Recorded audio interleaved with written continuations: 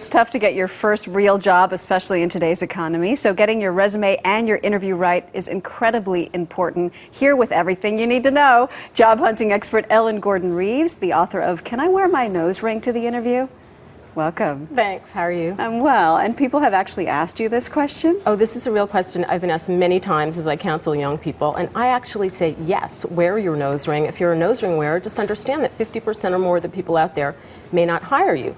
So to that own self be true, but there are consequences. So ask yourself, how much do I want my nose ring? Do I want my nose ring more than I want the job? The job, right. I mean, there are nose ring friendly environments. I mean, you and I didn't wear our nose rings today. No, we chose not to. This is it. Number two, letters of referral or references. When you ask somebody to write one for you, is it okay to tell them what to write? Oh, absolutely. You should really coach them. First of all, don't put them on the spot. Give them enough lead time. Try to ask while you're on the job. If you've had an internship, ask now. Don't wait until they don't remember you 3 years later, but give them what they need to know to write the letter. Help them help you.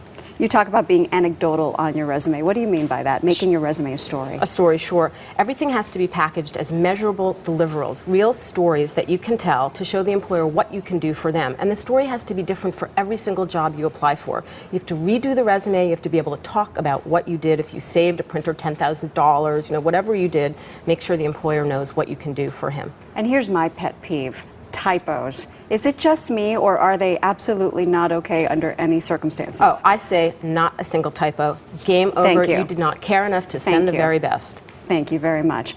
How honest is too honest in an interview? Never lie. Never, ever lie. But you don't have to raise red flags for the employer. If you were laid off and there was a company-wide layoff, that's enough to say. Don't say, I was the only one in my department laid off. Why point the finger at yourself? I agree. You say that the interview actually begins in the waiting room before you even go in to see the person that you're talking to. Sure. The minute you walk in the door, from the security guard to the receptionist, you're on display. Use the waiting room. Sleuth a little bit. Talk to the receptionist. One of my students started a conversation, found out that she'd gone to the same college as the receptionist, and next thing they knew, they had friends in common, and the receptionist was leading her to other job opportunities in the company. And there's a good chance that the person you're interviewing, the person's assistant, will go back and say, these were my observations of this person. For better or worse, right? Yeah, she was exactly. great, we should hire her. Or, she didn't even say thank you, she was not polite. Is it true that you said something that was interesting in the book, that you already know everybody you need to know to get a job? Right. What does that mean? You don't know who you know. You've really got to use your network. I say stop looking for a job and start looking for a person. The right person will lead you to the right job. 80% of all jobs exist in what we call the hidden job market.